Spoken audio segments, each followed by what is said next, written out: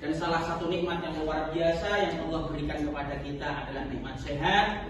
Karena sehat itulah hari ini kita bisa bertemu kembali dengan pertemuan yang kelima. Semoga pertemuan ini membawa berkah dan manfaat di antara kita bersama-sama. Amin. Mari kita awali pembelajaran ini dengan kita membaca doa belajar bersama-sama. Yuk kita awali bersama-sama.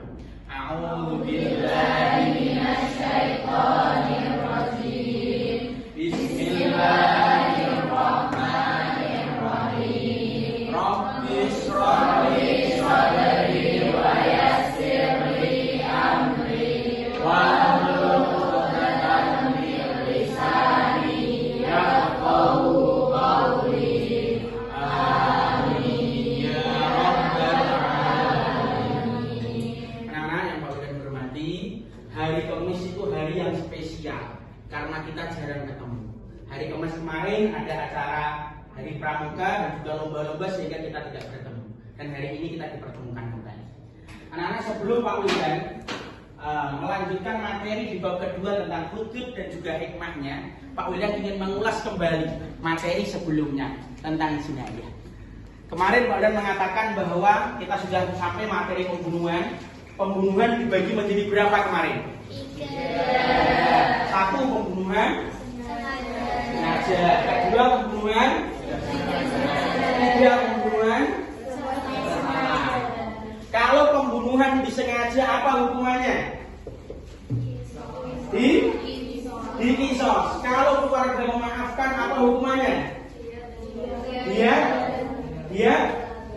Dia mogolago. Apa itu dia mogolago? Dia berat, walinan dulu.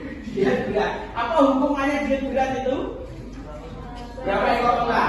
100 ekor unta. Terdiri dari 30 ekor, 30 jadaah, 40 khilfah dibocor.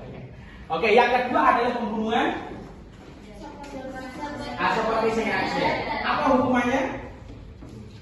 Dia mogolago. Berapa ratus unta? 100. Yang kemarin adalah pembunuhan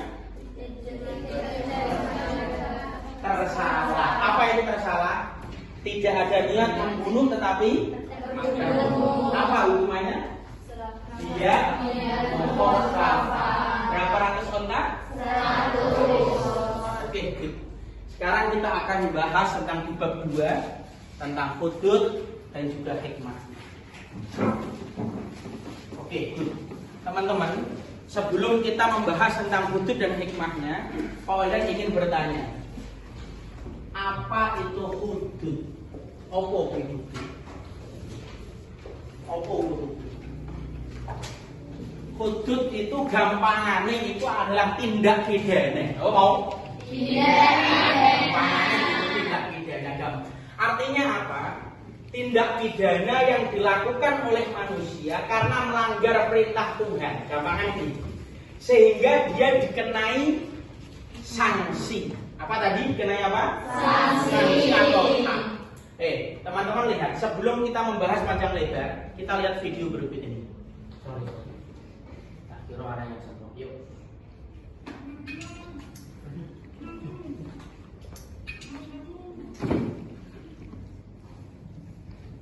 Sudarlun lima melanggar syariat Islam terdiri dari 4 laki-laki dan seorang wanita di Kabupaten Isa menjalani hukuman campak atau hukuman yang berlangsung di halaman Masjid Agung Al Munawwarah, Kota Jambi, Jumat 18 Februari 2022. Kelima terhukum yakni Rahmat Ilham dari dibuat cambuk sebanyak 20 kali dikurangi masa penahanan 4 bulan menjadi 16 kali cambuk.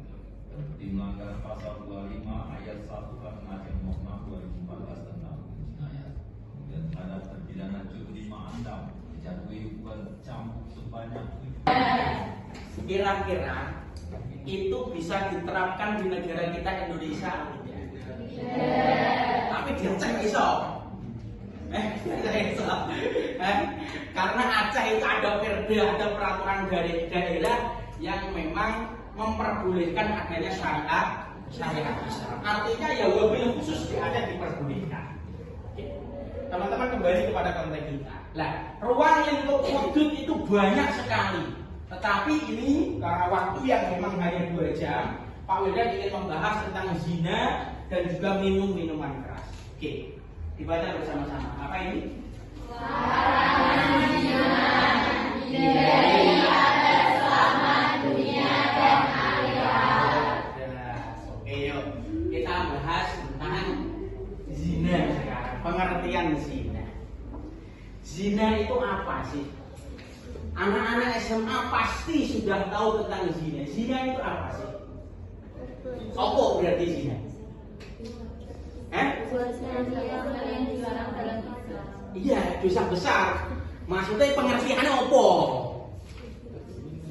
Hah? Hubungan yang dilakukan oleh seorang perempuan dan laki-laki yang tidak terkait dalam hubungan pernikahan. pernikahan. Apa bedanya zina dengan hubungan suami istri? Beda Kalau hubungan suami istri ada ikatan pernikahan. Kalau zina berarti tidak ada ikatan Pernikahan. Paham sampai sini? Paham. Cerdas. Yuk, ayat tentang zina dibaca bersama-sama. Bismillahirrahmanirrahim. Wala taqrabuz zina innahu kana fahishatan wa sa'a sabila. Lagi-lagi dibaca. Ayo, latihan baca. A'udzu billahi minasyaitonir rajim. Bismillahirrahmanirrahim. Kamu baca. Wala taqrabuz zina innahu kana fahishatan wa sa'a sabila. Bilangnya artinya. Dan janganlah kamu mendekati zina. Sesungguhnya zina itu adalah suatu perbuatan yang keji dan suatu jalan yang buruk. Semua orang tahu zina itu adalah dosa. Kalau dosa besar tempatnya adalah semua orang tahu itu. Oke, good. Nah, zina itu dibagi menjadi 2. Oh, ini TK udah tahu itu. Kamu ini sejak kecil udah tahu kan apa jenis-jenis zina. Nah, jenis zina itu dibagi menjadi 2, anak-anak. Yang pertama adalah zina muhson, yang kedua adalah ghairu muhson. Paham? Zina muhson itu adalah zina yang dilakukan ketika laki-laki dan perempuan itu sudah ada ikatan pernikahan. Jadi wis nikah, kok wong lanang kok selingkuh atau check-in di hotel sama wanita selain istrinya, maka itu zina. Namanya zina muhson. Sedangkan zina ghairu muhson itu adalah zina yang dilakukan laki-laki atau perempuan yang belum menikah atau perawan atau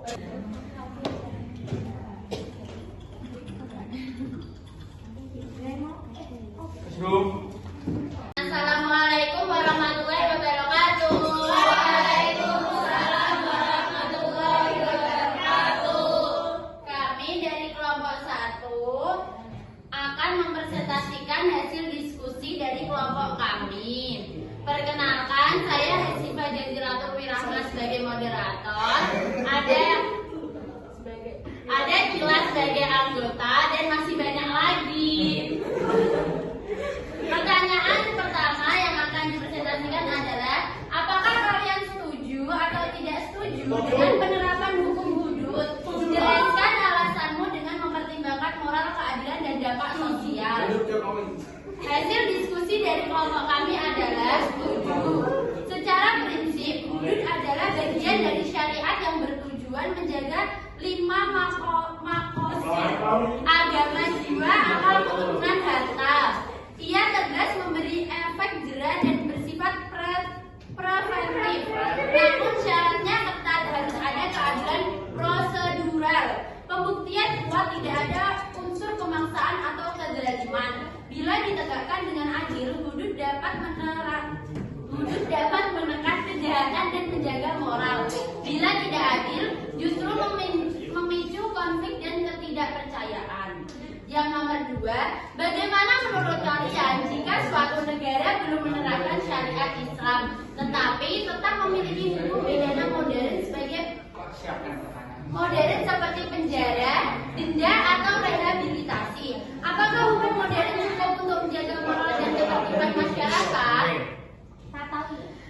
Nomor 2, hasilnya adalah tidak cukup. Hukum modern juga bermanfaat, dapat menjaga ketertiban dasar, memberi ruang rehabilitasi dan fleksibel terhadap konflik sosial. Tetapi hukum modern belum sepenuhnya cukup untuk tujuan moral jika tidak disertai pendidikan akhlak, keteladanan pemimpin, penegakan hukum yang bersih, serta kebijakan sosial yang adil. Dengan begitu, umat Islam juga tetap dapat berkontribusi, yaitu dengan mendorong perbaikan sistem yang ada, seperti anti korupsi, perlindungan korban, dan keadilan akses hukum.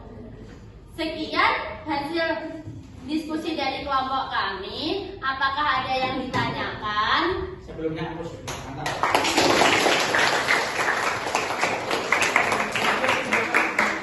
Sebelum pada poin pertanyaan, berarti negara yang belum menerapkan syariat Islam itu. Oke, lanjut pertanyaan.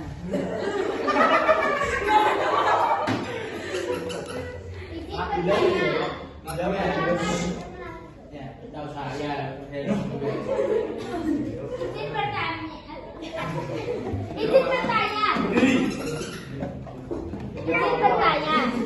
Apa saja syarat orang yang berhak mendapatkan hukuman hudud?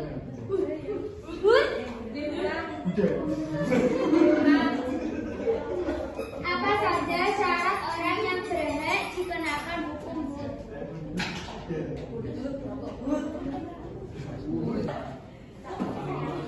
Izin menjawab pertanyaan Eva. Syarat orang yang berhak dikenakan hud adalah: 1. Mukalaf. Pelaku kejahatan harus sudah mencapai usia balik, dewasa secara hukum Islam, dan berakal sehat. 2. Kesadaran dan kehendak bebas. Kejahatan harus dilakukan secara sadar dan tanpa paksaan. 3. Pengetahuan tentang hukum. Pelaku harus mengetahui bahwa tindakannya merupakan pelanggaran hukum. 4. Bukti yang kuat. Kejahatan harus terbukti melalui 2 cara utama: pengakuan pelaku atau kesaksian dari saksi-saksi yang memenuhi syarat. Oke, tepuk tangan.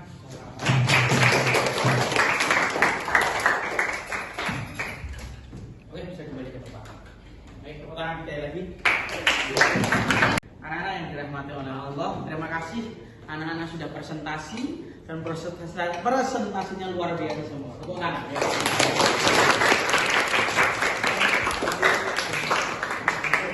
Anak-anak yang dirahmati oleh Allah, sebelum kalian tutup, kalian ingin menyimpulkan tadi bahwa zina dibagi menjadi 2. Yang pertama adalah zina muhsan. Yang kedua, ghairu muhsan. Muhsan itu apa? Yang sudah menikah. Ghairu muhsan, Berjala atau gadis. yang muhsan hukumannya apa? Ghairu muhsan, berapa sekali? 100 kali. Diasingkan berapa tahun? 1 tahun. Oke. Yang kedua adalah minuman keras atau khamr.